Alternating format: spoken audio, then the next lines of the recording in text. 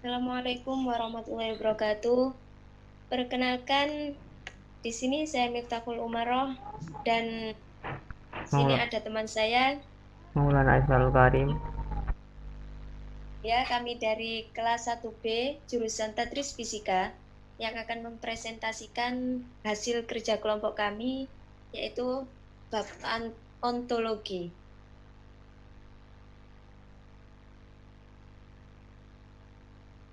Ontologi sendiri dalam menyelesaikan permasalahannya itu dibagi menjadi beberapa macam, di antaranya yaitu ada naturalisme, materialisme, idealisme, hilomorfisme, dan positivisme logis. Pengertian ontologi. Ontologis, ya kamu. Pengertian ontologi. Ontologi merupakan salah satu kajian filsafat yang paling kuno dan berasal dari Yunani. Studi tersebut membahas keberadaan sesuatu yang bersifat konkret. Tokoh Yunani yang memiliki pandangan yang bersifat ontologis dikenal seperti Thales, Plato, dan Aristoteles. Pada masanya, kebanyakan orang belum pembedaan antara penampakan dengan kenyataan. Thales terkenal sebagai filsuf yang pernah sampai pada kesimpulan bahwa air merupakan substansi terdalam yang merupakan asal mula segala sesuatu. Namun yang lebih penting ialah pendiriannya bahwa mungkin sekali segala sesuatu itu berasal dari substansi bekala. Belaka. Nah, di sini naturalisme itu mempunyai beberapa pengertian ya. Di antaranya natural itu berarti alami dan isme adalah paham. Sehingga aliran naturalisme ini dapat juga disebut sebagai paham alami.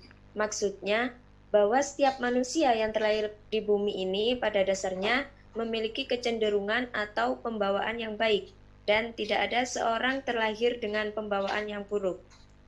Naturalisme merupakan teori yang menerima natur, alam, sebagai keseluruhan realitas. Istilah natur telah dipakai dalam filsafat dengan bermacam-macam arti, mulai dari dunia fisik yang dapat dilihat oleh manusia sampai kepada sistem total dari fenomena ruang dan waktu. Natural adalah dunia yang diungkapkan kepada kita oleh sains alam. Istilah naturalisme adalah kebalikan dari istilah supernaturalisme yang mengandung pandangan dualistik terhadap alam dengan adanya kekuatan yang ada atau wujud di atas atau di luar alam. Naturalisme memiliki 3 prinsip tentang proses pembelajaran, yaitu anak didik belajar melalui pengalamannya sendiri, kemudian terjadi interaksi antara pengalaman dengan kemampuan pertumbuhan dan pengalaman di dalam dirinya secara alami. Pendidikan hanya menyediakan lingkungan belajar yang menyenangkan. Pendidikan berperan sebagai fasilitator, menyediakan lingkungan yang mampu mendorong keberanian anak ke arah pandangan yang positif dan tanggap terhadap kebutuhan untuk memperoleh bimbingan dan sugesti dari pendidik, serta memberikan tanggung jawab belajar pada diri anak didik sendiri. Program pendidikan di sekolah harus sesuai dengan minat dan bakat dengan menyediakan lingkungan belajar yang berorientasi pada pola belajar anak didik. Anak didik diberi kesempatan menciptakan menciptakan lingkungan belajarnya sendiri.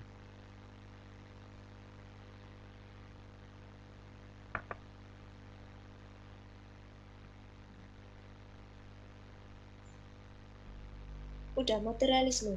Ya, Nah, sekarang pengertian dari materialisme. Materialisme adalah paham dalam filsafat yang menyatakan bahwa hal yang dapat dikatakan benar-benar ada adalah materi. Pada dasarnya, semua hal yang terdiri atas materi dan semua fenomena adalah hasil interaksi material. Materi adalah satu-satunya substansi. Sebagai teori, materialisme termasuk paham ontologi monistik. Akan tetapi, Materialisme berbeda dengan teori ontologis yang didasarkan ada dualisme atau pluralisme. Dalam memberikan penjelasan tunggal tentang realitas, materialisme berseberangan dengan idealisme.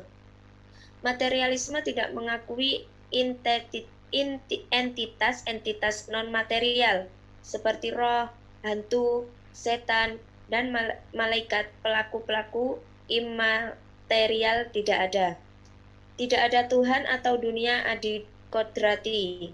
Realitas satu-satunya adalah materi dan segala sesuatu merupakan manifestasi dari aktivitas materi. Materi dan aktivitasnya bersifat abadi. Tidak ada penggerak pertama atau sebab pertama. Tidak ada kehidupan, tidak ada pikiran yang kekal. Semua gejala berubah, akhirnya melampau eksistensi yang kembali lagi ke dasar material primordial, abadi, dalam suatu peralihan wujud yang abadi dari materi. Idealisme.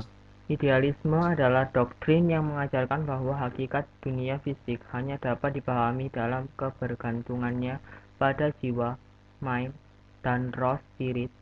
Istilah ini diambil dari kata ide, yaitu sesuatu yang hadir dalam jiwa. Kata idealisme dalam filsafat mempunyai arti yang sangat berbeda dari arti yang biasa dipakai dalam bahasa sehari-hari. Kata idealis itu dapat mengandung beberapa pengertian antara lain seseorang yang menerima ukuran moral yang tinggi, estetika, dan agama serta menghayatinya. Orang yang dapat melukiskan dan menganjurkan suatu rencana atau program yang belum ada.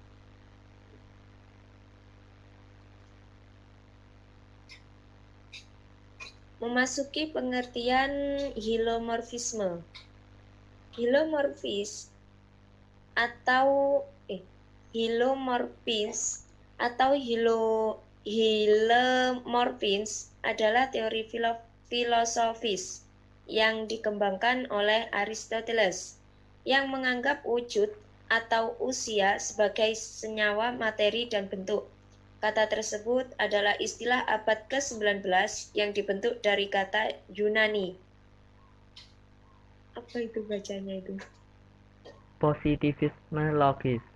Spekulasi dan abstrak serta positif yaitu ilmu pengetahuan didasarkan pada fakta yang didapat yang sifatnya empiris. Comte dapat dikatakan sebagai seorang tokoh bagi ilmu pengetahuan yang positif, di mana Comte mendapat dukungan dari para ilmuwan pada saat itu, karena banyak dari mereka yang berpikir positif.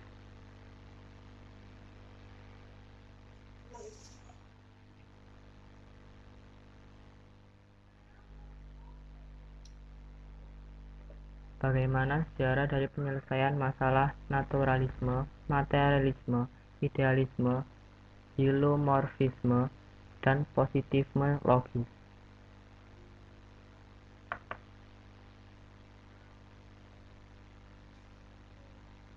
Sejarah naturalisme dari Aristotelian Thomistik. Naturalisme lahir pada abad ke-17 dan mengalami perkembangan pada abad ke-18. Naturalisme berkembang dengan cepat di bidang sains. Ia berpandangan bahwa learned heavily on the knowledge report by main science. Aliran ini dipelopori oleh J.J. Rousseau, filsuf Prancis yang hidup pada tahun 1712 sampai 1778. Rousseau berpendapat bahwa semua anak baru dilahirkan mempunyai pembawaan baik. Pembawaan baik akan menjadi rusak karena dipengaruhi lingkungan. Pendidikan yang diberikan orang dewasa justru dapat merusak pembawaan baik anak itu, sehingga aliran ini sering disebut negativisme. Materialisme. Filsuf yang pertama kali memperkenalkan paham ini adalah Epikuros. Ia merupakan salah satu filsuf terkemuka pada masa filsafat kuno. Selain Epikuros, filsuf lain yang juga turut mengembangkan aliran filsafat ini adalah Demokritos dan Lucretius Sarus.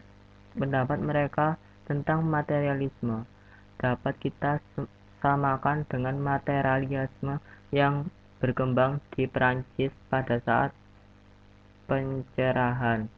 Dua karangan karya La Mettrie yang cukup terkenal mewakili paham ini adalah El-Hum, Machine, Manusia Mesin, dan L'Homme-Plate, Manusia Tumbuhan. Dalam waktu yang sama, di tempat lain muncul seorang Baron de Holbeck yang mengemukakan suatu materialisme ateisme. Materialisme ateisme merupakan dalam bentuk dan substansinya yang tidak mengakuinya pada Tuhan secara mutlak. Jiwa sebetulnya sama dengan fungsi-fungsi otak.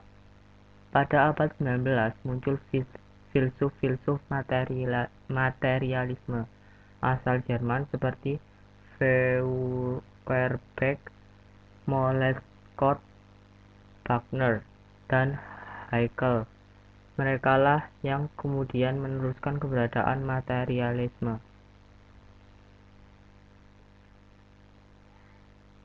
Idealisme. Arti falsafi dari kata idealisme ditentukan lebih banyak oleh arti dari kata ide daripada kata ideal.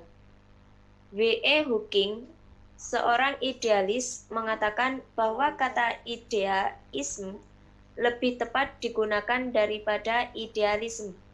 Secara ringkas, idealisme mengatakan bahwa realitas terdiri dari ide-ide, pikiran-pikiran, akal atau mind, atau jiwa, self, dan bukan benda material dan kekuatan.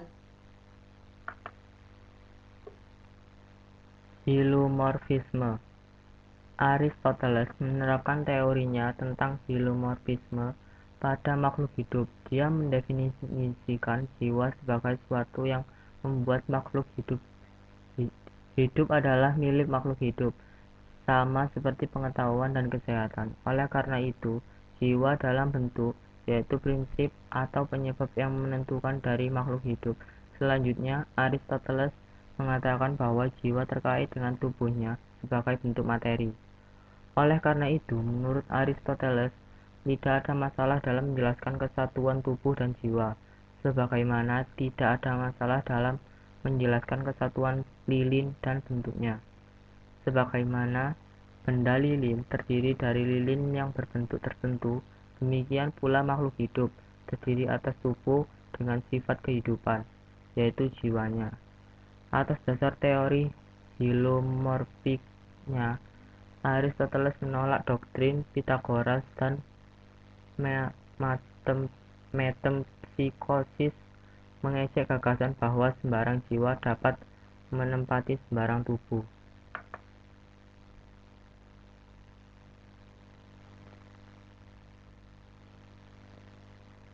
Silakan.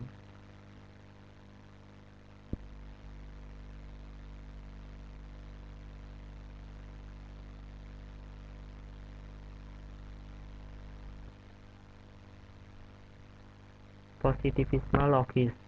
Positivisme merupakan istilah yang digunakan pertama kali oleh Saint-Simon sekitar tahun 1825. Positivisme berakar pada empirisme karena kedekatan keduanya yang menekankan logika simbolik sebagai dasar. Prinsip filosofik tentang positivisme dikembangkan pertama kali oleh empiris Inggris Francis Bacon. Dalam psikologi, pendekatan positif erat dikaitkan dengan behaviorisme dengan fokus pada observasi objektif sebagai dasar pembentukan umum. Demikian presentasi dari kami. Apabila ada kurang jelasnya, mohon maaf. Wassalamualaikum warahmatullahi wabarakatuh.